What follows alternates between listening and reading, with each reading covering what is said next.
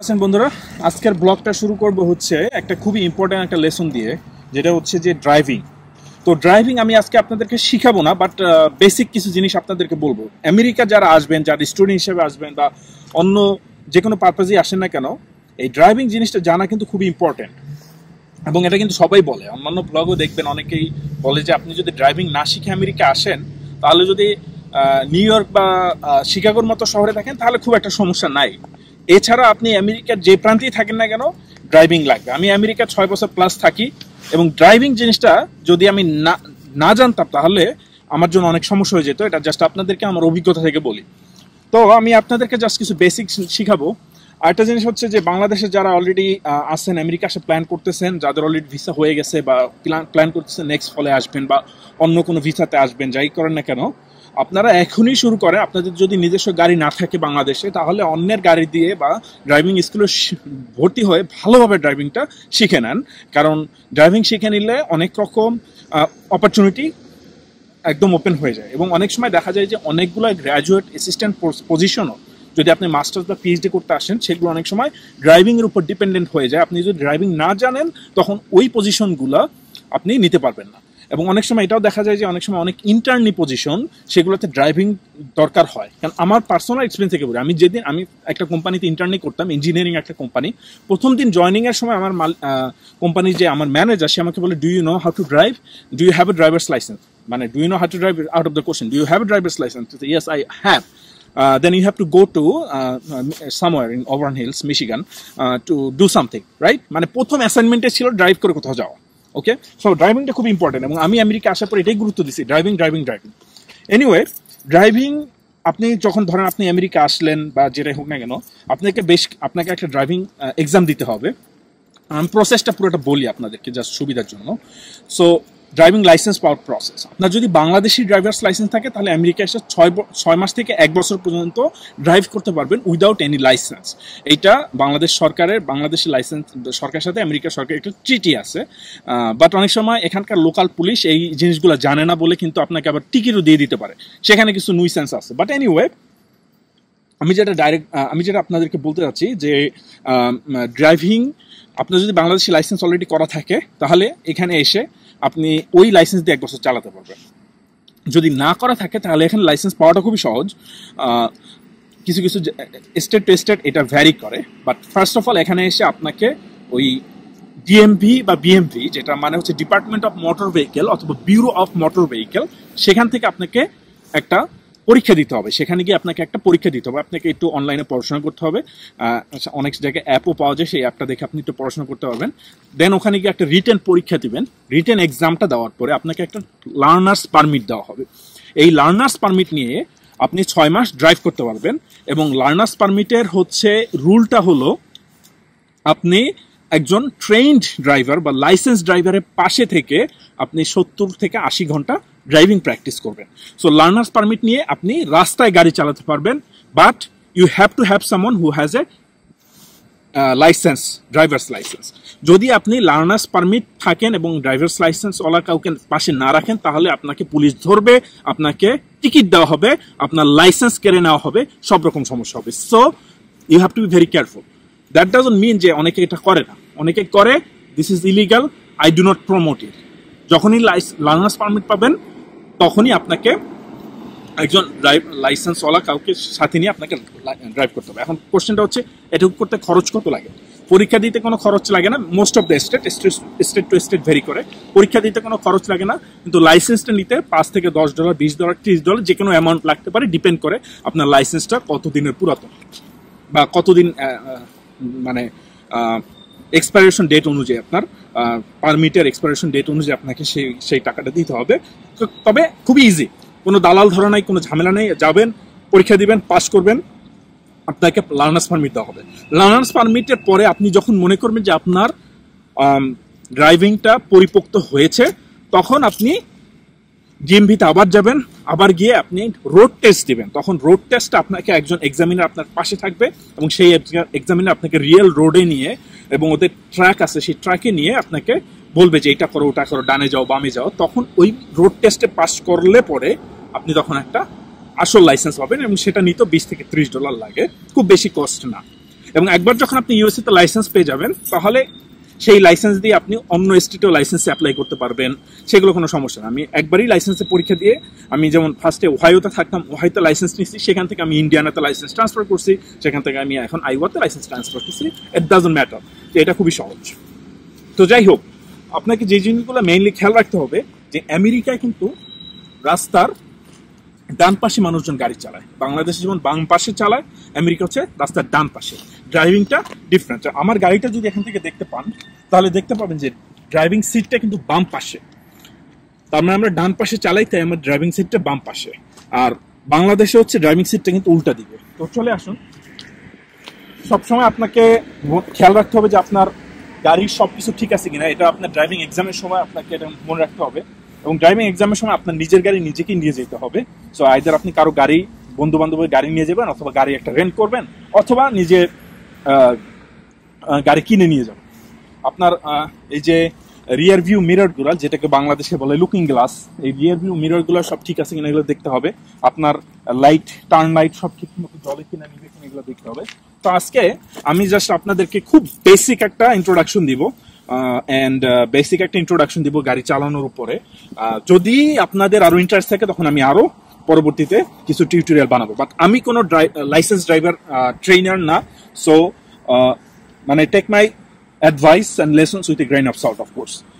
Anyway, so গাড়ির ভিতর ঢোকা যাক, আপনাদেরকে একটু শিখাই, দেন হচ্ছে হতে পারে এটা আপনাদের জন্য খুবই ইউজফুল হবে। তো বন্ধুরা, আমি গাড়ির ভিতরে এসে বসলাম। তো গাড়ির ভিতরে এসে আপনার যে কোনো গাড়িতে বসার পর আপনাকে সিটগুলো একটু অ্যাডজাস্ট করে নিতে হবে। তো সিট এরকম এখানে নিচে ল্যাচ আছে, বিভিন্ন এপাশে আছে যে আপনি সিটের হেলানটা ঠিক মতো অ্যাডজাস্ট করতে পারবেন। দেন হচ্ছে আপনার গ্লাসগুলো দেখতে হবে যে আপনি সব পিছনে দেখতে পাচ্ছেন কিনা।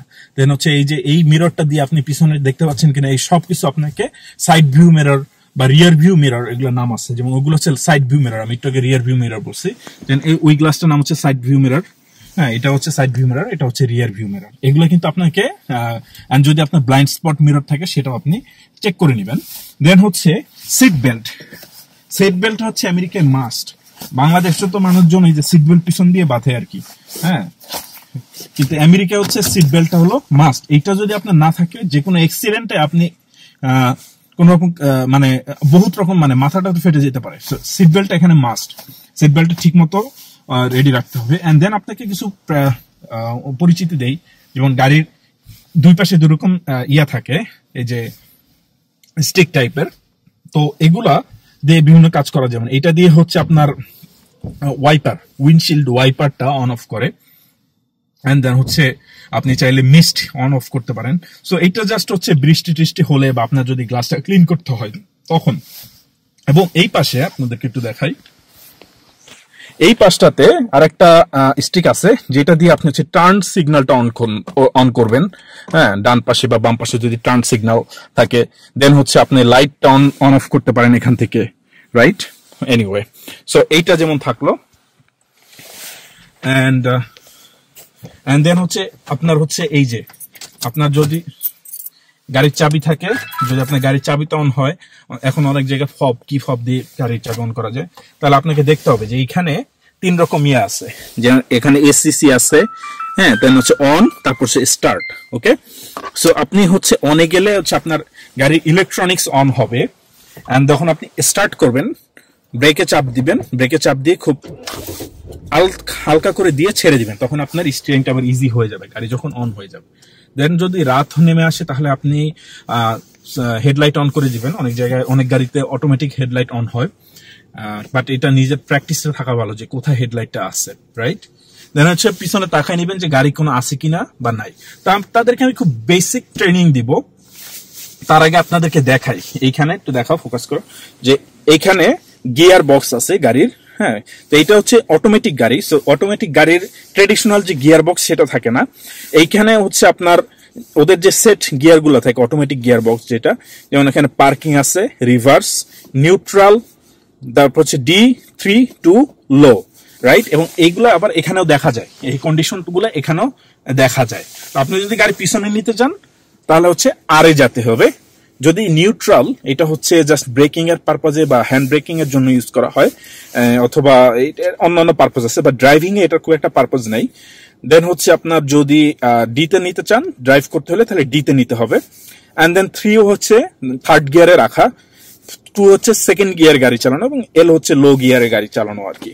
ওকে, সো আমি হচ্ছে পিছনে যাব, তাই হচ্ছে আরে দিলাম। জাস্ট আমি একটু দেখলাম যে পিছনে কিছু আছে কিনা, যদি না থাকে আমি আস্তে আস্তে পিছনে চলে যাই।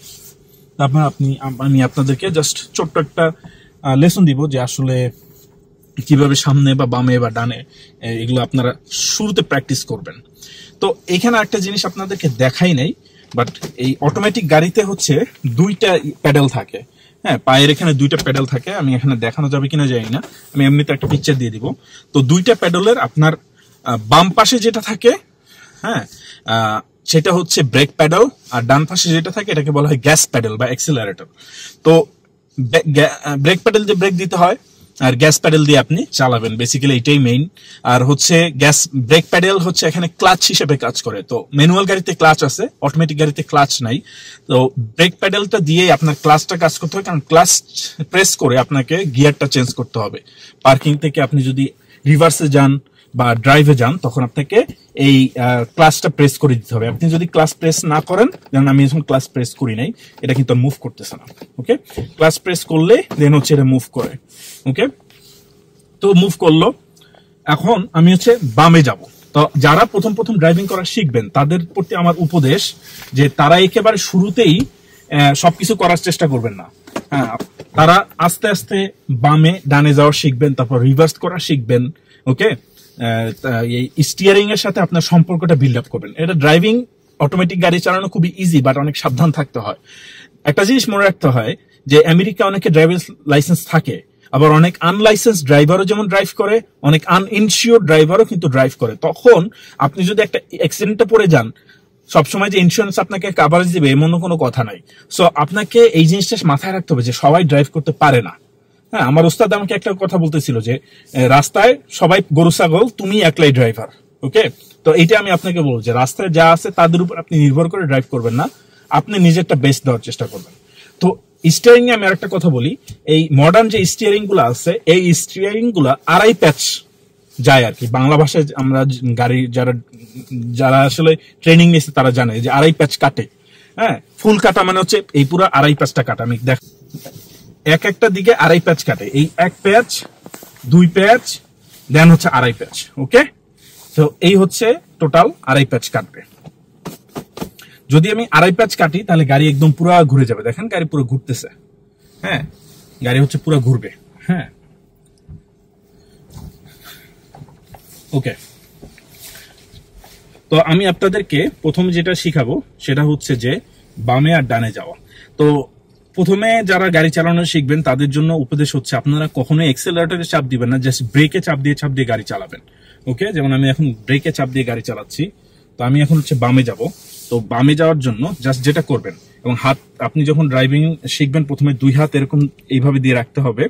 একটু লাইটটা জ্বালাইনি, মনে ভালো দেখা যাবে।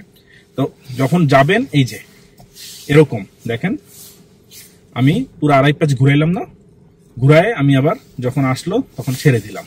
যখন গাড়ি ঘুরে গেছে তখন আবার নিজেকে হাতে হাতে ঠিক করে ছেড়ে দিলাম। ওকে, আবার আপনাদেরকে একটু দেখাই সামনে গিয়ে। এবং সবসময় টার্ন নেওয়ার সময় আপনি টার্ন সিগন্যালটা অন করে নেবেন। যেন হচ্ছে এই যে আড়াই প্যাচ ঘুরাইলেন।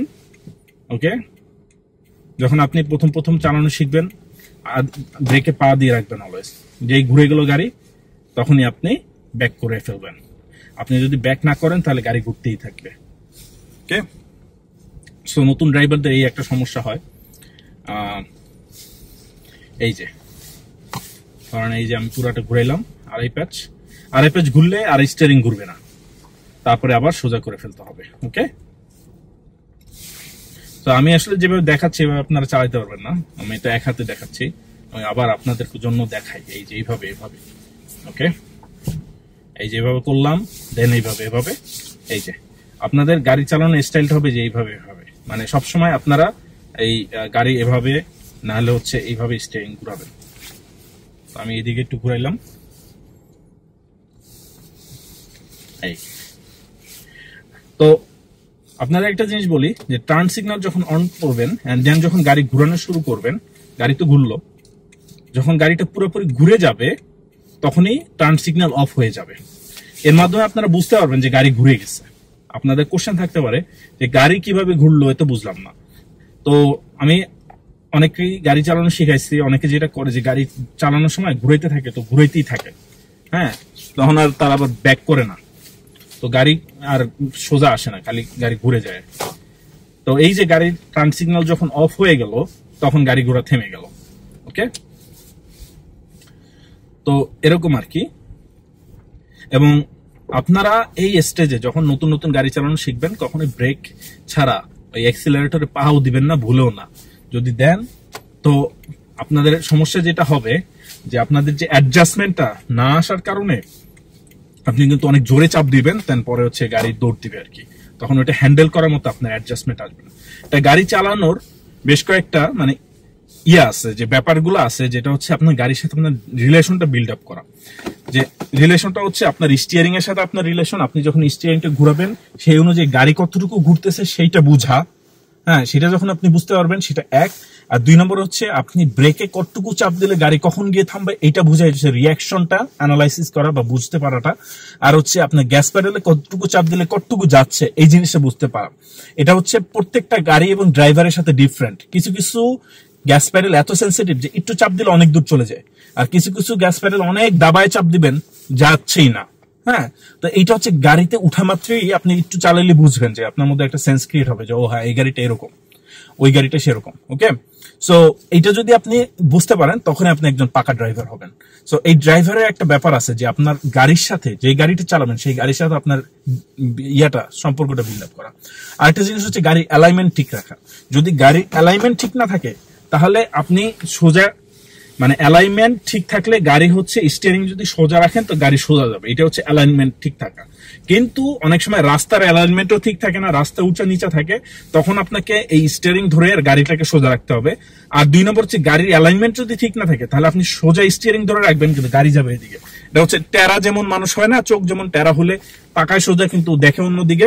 কারো খারাপ বলতেছি না, বাট ব্যাপারটা হচ্ছে এরকম আছে। জাস্ট একটা এক্সাম্পল দিলাম যে আপনার গাড়ির যদি মানে অ্যালাইনমেন্ট যদি ঠিকঠাক থাকে তখন এটা আপনার কিছু করার নেই, এটা আপনাকে শপে গিয়ে অ্যালাইনমেন্ট ঠিক করতে হবে। বাট অ্যালাইনমেন্ট যদি ঠিক থাকে তাহলে এটা যদি আপনি ধরে এরকম রাখেন, সোজা রাখেন, তাহলে গাড়ি কিন্তু সোজা যাচ্ছে।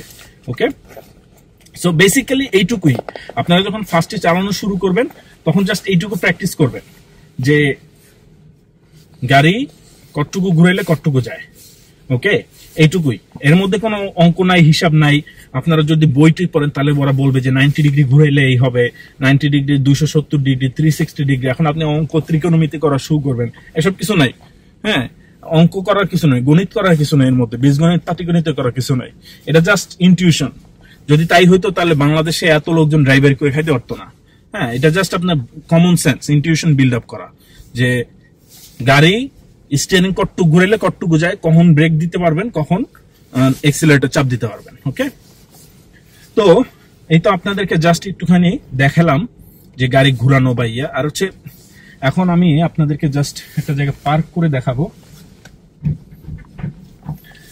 আজকে তো বেশি ইয়ে দিতে পারবো না, বাট যদি আপনাদের যদি আরো কোশ্চেন থাকে তাহলে আমি আবার নতুন করে আরেকটা ভিডিও দিব। আজকে লাইটটাও কমে আসছে, তো রিভার্সে নেওয়াটা দেখাবো আপনাদেরকে। ধরেন আমি হচ্ছে আর নিয়ে গেলাম, ঠিক আছে, এখানে আর নিয়ে গেলাম, তো ওখানে আর আসতে হবে। আর যদি আসলো তারপর হচ্ছে আমি পিছন দিকে তাকায় দেখবো যে কিছু আছে কিনা। যদি না থাকে তাহলে হচ্ছে আমি ব্যাক করব, ব্যাক করে এদিকে ঘুরাবো এবং দেখবো যে দুই পাশে গ্লাস দিয়ে দেখতে হবে যে পিছনে কিছু আছে কিনা। যদি না থাকে তাহলে আমি আস্তে আস্তে আস্তে আস্তে ঘুরাবো। ওকে, এই ঘুরাই নিয়ে আসলাম। রাইট, সো এইটাই। হ্যাঁ, তো বলবো হচ্ছে আপনারা অলওয়েজ মানে জাস্ট সিম্পল দিয়ে শুরু করবেন, আস্তে আস্তে ডানে বামে যাওয়া শিখবেন, তারপর পিছনে ব্যাক করা শিখবেন, দেন হচ্ছে পার্কিং করা শিখবেন, দেন হচ্ছে একজন লাইসেন্স ড্রাইভার নিয়ে বা যদি বাংলাদেশে থাকেন তাহলে এরকম ওস্তাদ নিয়ে আপনারা রাস্তায় চালানো শুরু করবেন। ওকে, রাস্তায় যদি না উঠেন তাহলে অন্য গাড়ি দেখে কিভাবে চালাইতে এটা বুঝবেন না। আমি এখন একটু রাস্তায় আপনাদেরকে দেখাই। রাস্তায় চালানোর একটু আলাদা, এবং চালানোর সময় আমি আপনাদেরকে বলবো আমি কি কি করতেছি। তো আমি এখন পার্কিং লট থেকে মেইন রাস্তায় উঠতেছি। আমি হচ্ছে টার্নিং সিগন্যাল দিছি কারণ হচ্ছে আমি ডানে যাবো, এবং ওইদিকে এদিকে দেখতেছি যে গাড়ি আসে কিনা। গাড়ি যেহেতু আসে নাই আমি আধা আধি কাটলাম, পুরো কাটি নাই, কারণ এগুলা এবং এই পাওয়ার স্টিয়ারিং থাকলে গাড়ির স্টিয়ারিং আপনার নিজে নিজে ব্যাক করে চলে আসে, আপনাকে নতুন করে কিছু করতে হবে না। দেন হচ্ছে আমি এখন ডানে যাব। ওকে, তো দেখেন ডানে যাওয়ার আগে যেহেতু এখানে কোনো স্টপ সাইন নাই, যদি স্টপ সাইন থাকতো তাহলে আমাকে দাঁড়াইতে হতো। আমি জাস্ট অ্যাঙ্গেল বুঝে আমি গাড়িটা ঘুরে নিলাম এবং গাড়ি নিজে নিজেই স্টিয়ারিং নিজে নিজেই ঠিক হয়ে আসে। ওকে,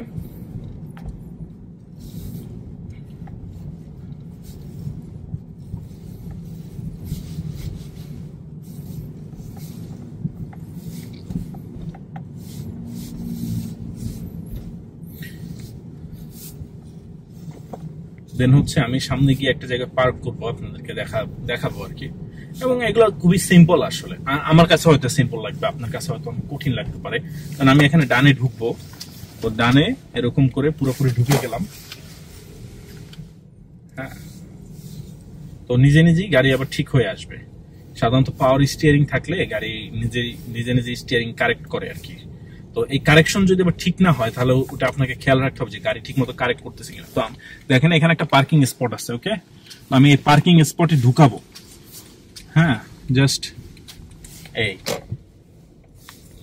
ওকে, এইটা হচ্ছে আপনার নেক্সট ট্রেনিং হবে যে আপনি একটা পার্কিং স্পটে ঢুকাতে পারেন কিনা, এন্ড দেন সেখান থেকে আবার বের করতে পারেন কিনা। ধরেন এই যে আমি বের করতেছি, সোজা বের হলাম, যখন হাফ বের হয়ে আসছি তখন আস্তে আস্তে আমি ঘুরানোর চেষ্টা করব।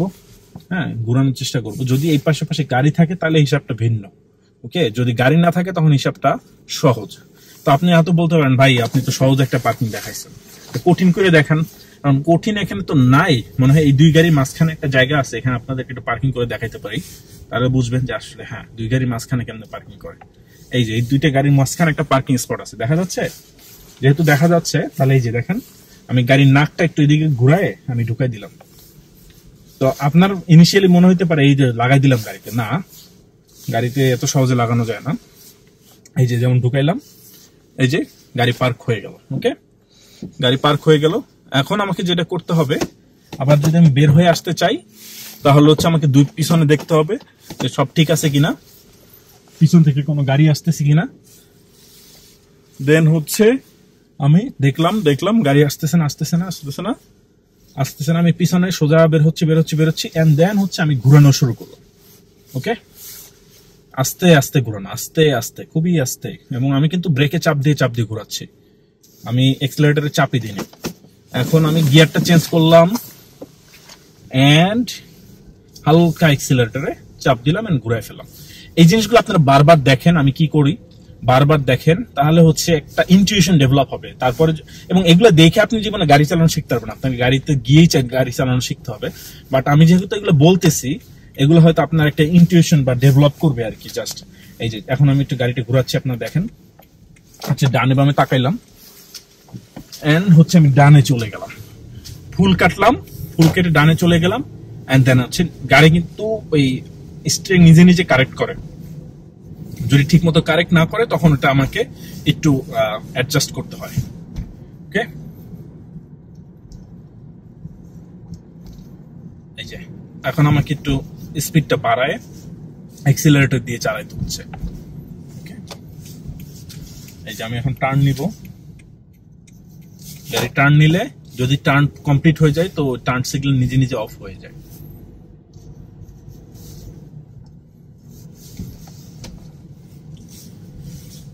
এন্ড দেন আমি এখানে একটা পার্কিং করব, আপনারা দেখতে পাচ্ছেন সহজ পার্কিং। আপনারা আসলে এরকম সহজ পার্কিং লটে এসে প্র্যাকটিস করতে থাকবেন, পার্কিং করবেন, পার্কিং থেকে বের হবেন। হ্যাঁ, এবং সবকিছু আস্তে আস্তে করবেন। যদি আপনি একবারই সব করতে চান তাহলে কিছু হবে না, আস্তে আস্তে ব্রেকে চাপ দিয়ে আপনাকে হচ্ছে গাড়ির বুঝতে হবে যে আপনি যেদিকে ঘুরাচ্ছেন ওইদিকে গাড়ি যাচ্ছে কিনা, কতটুকু ঘুরাইলে কতটুকু গাড়ি যায়, এই জিনিসটা আপনার মধ্যে ডেভেলপ করতে হবে।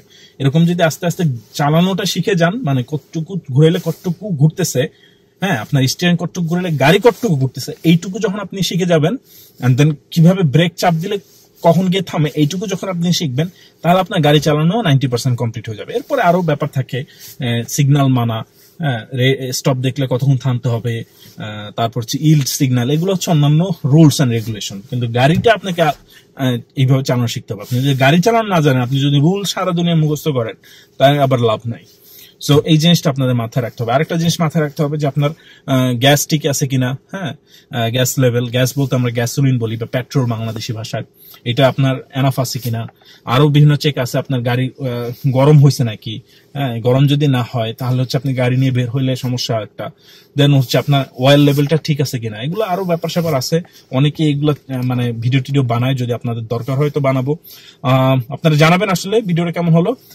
যদি এই সংক্রান্ত আরো কোনো প্রশ্ন থাকে অবশ্যই কমেন্ট করে জানাবেন। আজকে আমার ড্রাইভিং লেসন এই পর্যন্তই। ভালো থাকবেন।